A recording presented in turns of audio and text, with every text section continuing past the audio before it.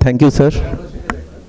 Thank you, sir, for giving me this opportunity to talk about these principles and practices of natural farming under this platform, where I have seen that progressive farmers as well as our delegates are present. And what about this organic farming presently we are talking about? So we have to go back to the at least in 1960s, when we have seen that the fertilizers used as huge and non-judiciously. Still we are using the same, and we are performing as such that we are saying that we are yield increment, we are doing all about yield enhancement.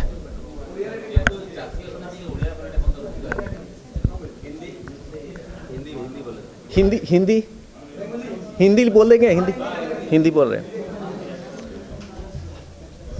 मैं थोड़ा 1960s में जाता हूँ. तो 1960s में क्या हुआ, जब हम लोग ने फार्मिंग के बारे में जब ग्रीन रिवोल्यूशन शुरू किया तो उस टाइम क्या हुआ, एम.एस. स्वामीनाथन ने हम लोग को बोला कि हम लोग को यील्ड इंक्रीमेंट करना है. यील्ड इंक्रीमेंट करने के लिए क्या करेंगे, ना फर्टिलाइज़र यूज़ करेंगे और पेस्टिसाइड यूज़ करेंगे. ऐसे करके हम लोगों ने बहुत सारा फर्टिलाइज़र पेस्टिसाइड ऐसा यूज़ किया जिसका कोई परिमाण नहीं किया, कोई रिकमेंडेशन से नहीं किया. अभी ये हालत है कि हमको उसको प्रीवियसली फिर से उसी स्टेज में जाना है. तो उस स्टेज को जाने के लिए हमको क्या करना पड़ेगा, फिर से हमको रासायनिक सार को छोड़ना पड़ेगा. रासायनिक सार को छोड़ने के लिए क्या उपाय है, तो उपाय है क्या कि हमको फिर से ऑर्गेनिक फार्मिंग या नेचुरल फार्मिंग करना पड़ेगा. ये नेचुरल फार्मिंग कैसे किया जाएगा, किस तरह से किया जाएगा, इसके लिए हमको क्या उपाय कर सकते हैं, ये प्रिंसिपल्स एंड प्रैक्टिसेस हम बता सकते हैं फार्मर्स को बाई कैसे ना उनका क्या क्या उपाय है. तो उनका उपाय है, तो ये जो हमारा ऑब्जेक्टिव है, जो कि हम क्या कर सकते हैं, प्रॉफिटेबिलिटी देखेंगे, सस्टेनेबिलिटी देखेंगे, बट हमें देखना है कि सॉइल का हेल्थ कैसा है. सॉइल क्या बहुत डिग्रेड हो गया है, यदि सॉइल डिग्रेड हो गया तो उसको कैसे हम सुधार सकते हैं. उसके साथ देखना पड़ेगा कि हमारा जो चासी है उनका प्राइस कैसा इंक्रीमेंट हो रहा है, हम जिस चीज़ को कर रहे हैं उसमें कितना लागत आ रहा है. यदि लागत ज़्यादा हो रहा है और हमारा यील्ड डिक्रीमेंट हो रहा है तो इससे तो हमको लाभ नहीं मिल रहा है, जिसके कारण क्या हो रहा है कि ऑर्गेनिक फार्मिंग को वो लोग नहीं आ रहे हैं. नेक्स्ट है हमारा न्यूट्रिशनल क्वालिटी जो है फ्रूट्स वेजिटेबल्स ये सब में बहुत कम होता जा रहा है रासायनिक सार उपयोग करके. तो उसको भी हम लोग इम्प्रूव कर सकते हैं जब हम लोग ऑर्गेनिक सार को अप्लाई करेंगे. जब हमारा जीवांशु जब सॉइल में अच्छा रहेगा तभी हमारा अच्छा न्यूट्रिशन आएगा, उसके बाद पहले तो नहीं आ सकता है. तो ये ऑब्जेक्टिव लेके हम लोग चल रहे हैं. नेक्स्ट तो हमारा 4 प्रिंसिपल है.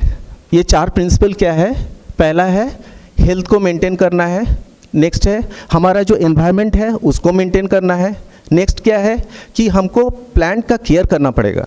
और जो 4 नंबर है वो फेयरनेस है. ये चारों चीज़, चारों स्तंभ यदि हम फॉलो करेंगे तभी हम ऑर्गेनिक एग्रीकल्चर को आगे बढ़ा सकते हैं. नहीं तो क्या होगा, ये चारों स्तंभ यदि एक साथ नहीं चलेगा तो ये नहीं चल सकता. ये नहीं हो सकता है कि हम एक स्टेप छोड़ देंगे और दूसरे स्टेज में चले जाएंगे. तो इसको करने के लिए हमें हमेशा एक्टिवली रोल करना पड़ेगा, ये चारों रोल को लेकर के चलना पड़ेगा. नेक्स्ट आप देख रहे हैं यहाँ पर अभी जो ग्राफ दिखाई दे रहा है, तो ये क्या है, प्रेजेंट स्टेटस है जो 10 डिफरेंट कंट्रीज़ ऑफ वर्ल्ड क्या है कि स्टेज हमारा क्या है. इंडिया का जो पोजीशन है वो देख रहे हैं कि 5th है, जिसमें कंट्रीब्यूटिंग कैरेक्टर है 2.3% कंट्रीब्यूटिंग कैरेक्टर है. ऑस्ट्रेलिया देखिए कितना ज़्यादा वो ऑर्गेनिक फार्मिंग कर रहा है. जिस हिसाब से हम लोग का दूसरे कंट्रीज़ अर्जेंटीना, स्पेन, यूएस और इंडिया, ये सब लोग ऑर्गेनिक फार्मिंग कर रहे हैं. क्यूबा भी कर रहे हैं.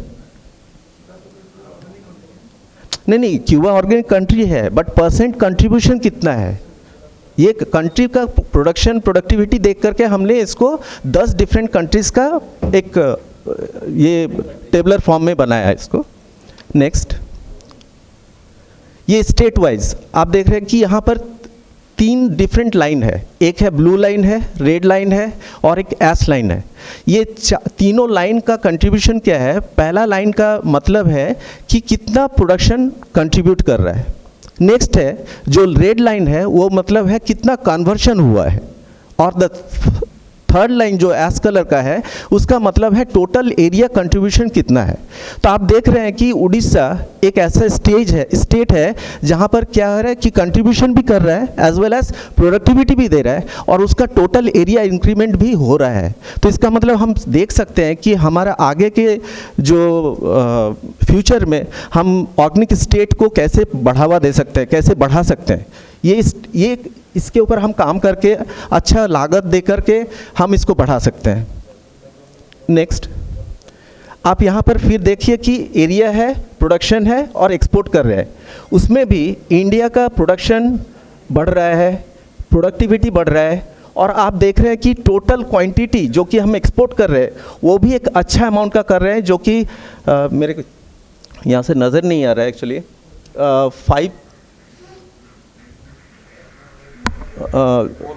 4.94 डॉलर पर ये दिखाई दे रहा है। तो ये देख रहे हैं कि कैसे हमारा इंक्रीमेंट हो रहा है। तो यदि ऐसा ही इंक्रीमेंट चलता जाएगा तो डेफिनेटली हमारा एक दिन ऐसा होगा कि हमारा देखा जाएगा कि जो लागत हो रहा है वो हो सकता है बढ़ेगा, but quality wise as well as हमारा nutritional quality also it will improve होगा definitely in the soil as well as हमारे स्टेट्स के लिए भी। Next package and practices. जो पैकेज एंड प्रैक्टिसेस देख रहे हैं यहाँ पर, ये पर यदि हम सारा डिस्कस करना शुरू कर देंगे तो ये पूरा क्लास हो जाएगा एक। तो हम जस्ट सिलेक्टिव थोड़ा बोल पाएंगे यहाँ पर से। आप लोग जो पलाई जो बोलते हैं हम लोग जला देते हैं, वो जलाने से अच्छा है कि उसको हम इनकॉर्पोरेट करें फिर से सॉइल में।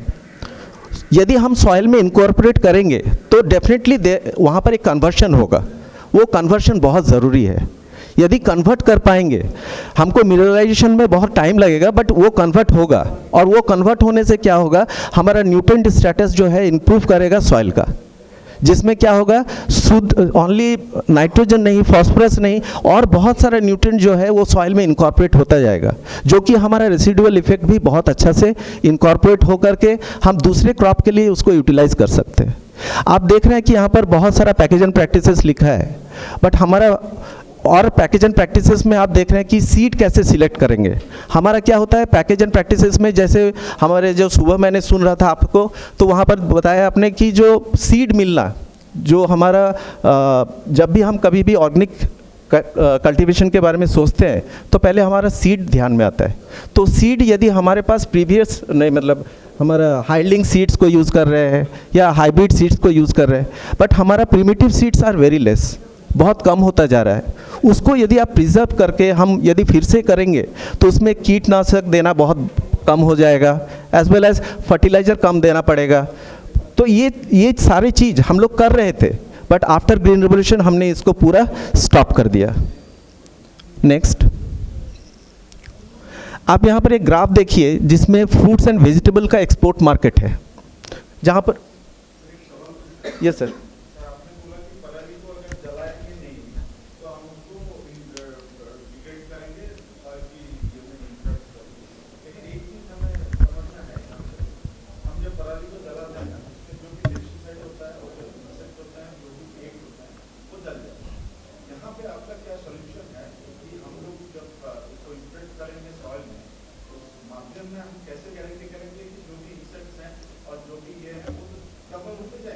डबल होते जाएंगे सर, बट आपका वो जो इनकॉर्पोरेशन है, ये जब राइस फील्ड पे आप कोई राइस को आप काट रहे हैं तो हाँ, कोई भी फील्ड में आप काट रहे हैं, इंसेक्ट रहेगा सर, बट इंसेक्ट का उतना ज़्यादा नहीं इफेक्ट होगा जितना आप सोच रहे हैं कि जलाने से होगा। जलाने से क्या होगा, आपका नाइट्रोजन लॉस पूरा ही हो जा रहा है।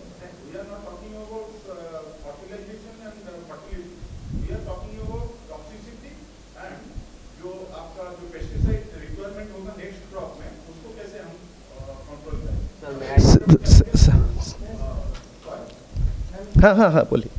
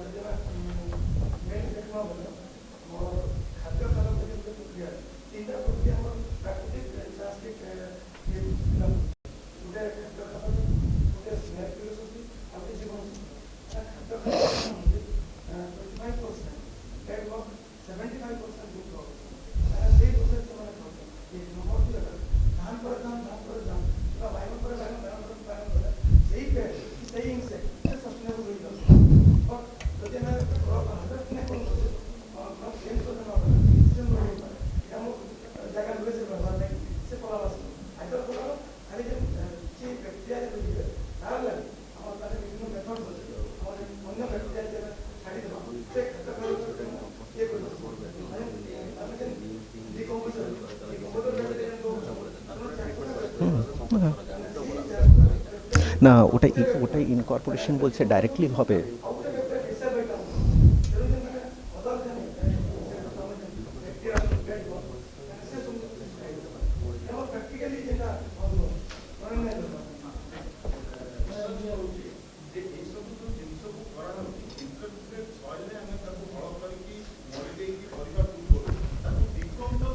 রাইট স্যার, हाँ डिकम्पोज करिकी सेटा नीम अस्त्र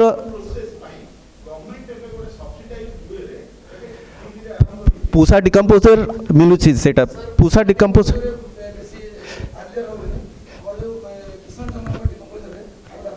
हाँ मते लागुची सर एग्जैक्ट क्वेश्चन ता हम एड्रेस करि पारुनी what sir is talking about sir कहउचंती 500 कोच हमारा इंसेक्ट जेटा कीड़ा मकोड़ा आप वही बोल रहे हैं ना, उसमें रह जाता है वो, चाहे हम पेडी स्ट्रो काटने का उसको हम इनकॉर्पोरेट कर दे, इनकॉर्पोरेट कर दे ट्रैक्टर से, या उसको बाहर लाके आप उसको कंपोस्ट करें। आपका कहना है उसमें इंसेक्ट तो रह गया, जब हम कंपोस्टिंग करेंगे बाहर में करने say that is better. Decomposition process that is better कि हम बाहर में कर रहे हैं, ठीक है। उसके लिए पहले प्री ट्रीटमेंट कर लीजिए आप, नीम पत्ता से उसका ओवरनाइट सोक कीजिए, उसका पानी आप दीजिए, नीम अस्त्र आगे बहुत सारा कुछ बताया। अगर उससे आप ट्रीटमेंट करते हैं ये जो कीड़ा मकोड़ा मर जाएगा, उसके बाद अल्टीमेटली उसको कंपोस्ट भी कर सकते हैं आप। यस, आपका कहना है उसमें रह जाता है। Chemical they have developed by IIT Kharagpur and IIT Delhi. They have designed some chemical. Prior to introduction, Right. they want some. That is called pre-treatment. The particular Pre-treatment before decomposition. Yes.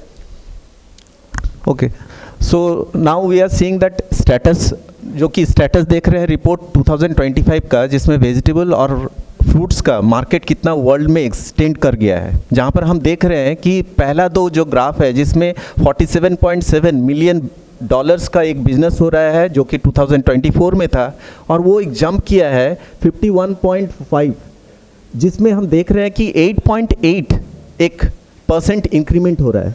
और यदि ये same increment रह गया up to 2029, then the increment will jump from 8.8 to 10.1। इतना increment होने से definitely हमारा vegetable market as well as fruit market will improve. Next, these are the opportunities, and while talking about the opportunities, first I need to talk about the government policies. The government policies, as we know that the budget has been already published, present budget has already published, and it has been declared that 516 crores of money has been spent for natural farming. Separately there is a budget, where earlier it was only 100 crores. So we can think of, there is a huge opportunity is going to comes for the organic and natural farming, for the fruits, vegetable or any other crops. Here what we are seeing that every year there is a chance of changes. You can see the changes of graph, and ये changes कितना % है, जिसमें कि 22% around we are getting this much of improvement if we do the organic farming in regular basis. Then after, please change.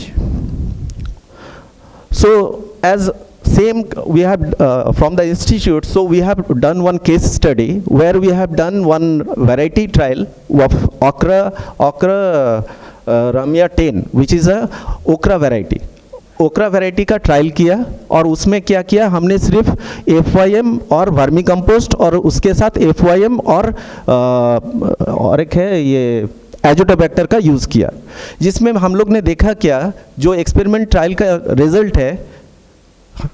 Result है वो result में दिखाई दे रहा है क्या, जिसमें ट्रीटमेंट 8 है, वो ट्रीटमेंट 8 का वैल्यू देखिए 15,907 केजीज पर हेक्टेयर मिल रहा है ईल्ड, और उसका एटपर में मिल रहा है जिसमें 150% ऑफ FYM दिए और उसके साथ एजोटोबैक्टर ट्रीटमेंट दिए, जिसके कारण क्या है, ईल्ड भी इन्हांस हुआ प्लस हमारा एट पर रिजल्ट भी मिल रहा है। तो इससे ये पता चल रहा है कि हमारा जो ईल्ड पोटेंशियल है, दिस क्रॉप का ईल्ड पोटेंशियल 15 टन है, जिसको हम लोग ने अटेंड किया 150% दे करके, और इससे ये भी पता चल रहा है कि हमको इतना इनऑर्गेनिक न्यूट्रिएंट ना देकर भी हमको ये यील्ड मिल सकता है। तो इससे ये प्रूव हो रहा है कि हम ऑर्गेनिक एग्रीकल्चर कर सकते हैं और इससे हमको यील्ड इंप्रूवमेंट मिल सकता है। बट ऐसा नहीं कि यील्ड इंप्रूवमेंट आज ही डालें और आज ही को मिल जाएगा। ये यील्ड इंप्रूवमेंट एक टाइम बाउंड पीरियड है जिसमें हमको बोलते हैं कि कन्वर्शन पीरियड होना चाहिए। Conversion period is very important. यदि कन्वर्शन पीरियड नहीं होगा तो हम इसको यील्ड इंप्रूवमेंट में नहीं कैलकुलेट कर सकते। Next, these are the constants. हमको क्यों रोक रहा है ऑर्गेनिक फार्मिंग करने के लिए? तो इसमें पहला जो आज सुबह हमने सुना था, उनका पहला काम है सीड्स, फिर फार्मिंग एक्सेप्टेबिलिटी नहीं है, पेस्ट डिजीज़ मैनेजमेंट अच्छा से नहीं हो पा रहा है, रिसोर्स नीड अच्छा से नहीं कर पा रहे हैं, सर्टिफिकेशन प्रोसेस बहुत लेंदी है, टेक्निकल नो हाउ मीन्स हम कन्विंस नहीं कर पा रहे हैं कि जो फार्मर्स ऑर्गेनिक फार्मिंग करेंगे उनके लिए कॉस्ट इनकरिंग बहुत ज़्यादा हो जा रहा है, जिससे बेनिफिट कॉस्ट रेशियो बहुत कम हो जा रहा है, जिसके कारण वो उस चीज़ के ऊपर नहीं जाना चाहते।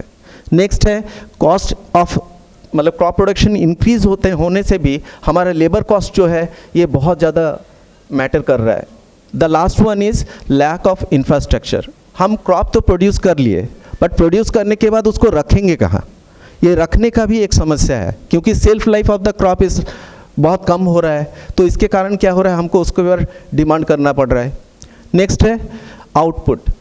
आउटपुट के जब हम बात करते हैं तो एपिडा का जो रिजल्ट है उसमें दिखाई जा रहा है कि ऑर्गेनिक गुड्स का 147 मिलियन एक वर्ल्ड मार्केट है, और उसमें से भी हम लोग एक्सपोर्ट कर रहे हैं कितना, 2013 मिलियन डॉलर्स ऑफ 2012 और 13 में किया। बट अभी प्रेजेंट मार्केट देखिए 494 नियर अबाउट 500 मिलियन डॉलर का एक एक्सपोर्ट मार्केट है इन 2023-24 में। की प्लेयर्स और जो कि हम एशियन कंट्रीज़ में, जो एशियन कंट्री है उसमें से सबसे ज़्यादा कंट्रीब्यूटिंग कैरेक्टर है, जो कि परसेंटेज कंट्रीब्यूट कर रहा है 2.4%। Out of this there are huge key players now. I have seen in the from morning session to now also I am seeing that so many companies are there which can absorb so many students, as well as we can do so many research on this kind of things. So हमारे पास बहुत सारे companies भी आ रहे हैं उस चीज़ को करने के लिए। हम अपने इंस्टीट्यूट में अभी देखें क्या 42 स्टूडेंट्स जॉब मिला है, मतलब उनको प्लेसमेंट मिला है एक ऑर्गेनिक फार्म पे ही, और विथ मतलब टोटल स्टूडेंट 50 दिए थे, उसमें से 42 स्टूडेंट्स क्वालिफाई कर गए। तो ये भी एक बहुत बड़ा हम बोल सकते हैं कारण है, जहाँ पर हम देख रहे हैं कि स्टूडेंट का एब्जॉर्प्शन भी हो रहा है और स्टूडेंट पढ़ने के लिए आ रहे हैं ये चीज़ के लिए। हम देख रहे हैं यहाँ पर 3 फोटोग्राफ्स जहाँ पर देख रहे हैं कि हमारे स्टूडेंट खुद एक एंटरप्रेन्योरशिप को चला रहे हैं, हमारे इंस्टीट्यूट से पढ़े हैं और वो खुद एक एंटरप्रेन्योर का मतलब अपने ऑनरशिप गेन कर रहे हैं। सम ऑफ द सजेस्टिव मेजर्स, क्या क्या करना चाहिए और क्या होना चाहिए। हमें पहले फार्मर्स का एक क्लस्टर बनाना चाहिए जिसमें फार्मर्स को समझना चाहिए कि ऑर्गेनिक फार्मिंग क्या है। नेक्स्ट क्या है कि इनपुट सब्सिडाइज्ड होना चाहिए। नेक्स्ट है कि मिनिमम सपोर्ट प्राइस हमें फिक्स करना चाहिए ऑर्गेनिक प्रोडक्ट्स के लिए, जैसे हम अदर प्रोडक्ट्स के लिए फिक्स कर रहे हैं। Next is insurance policies also should be made for this, particularly for who are doing organic farming if they are having crop failures. Initiative for organic farming हमें लेना चाहिए फॉर एजुकेशंस लाइक, जो कि हम लोग स्कूल लेवल पे भी हमें इसको पढ़ाना चाहिए, जिससे क्या होगा आगे जाकर के स्टूडेंट समझेंगे कि ऑर्गेनिक फार्मिंग क्या है। और the last one is conversion factor. ये हम लोग बोलते हैं कि slow and study win the race, तो हमें हमेशा समझना चाहिए कि हमें धीरे धीरे चलना है। ये इतना फास्ट गेम नहीं है ऑर्गेनिक फार्मिंग को चेंज करना, क्योंकि इसको कन्वर्शन में ही 3 साल लग जाता है। 3 साल से ज़्यादा एक फार्मर कभी भी नहीं सोचेगा कि हमको यील्ड नहीं मिल रहा है, मैं 3 साल के लिए बैठा रहूँगा, वो ऑटोमेटिकली उससे डिस्ट्रैक्ट कर जाएगा। तो इसीलिए हमें हमेशा फार्मर्स के पर्सपेक्टिव से सोचना चाहिए, और हमें यह भी सोचना चाहिए कि उसको कैसे करके उनको इंश्योर किया जाए या उनको एक्टिवेट किया जाए उस बारे में। Thank you.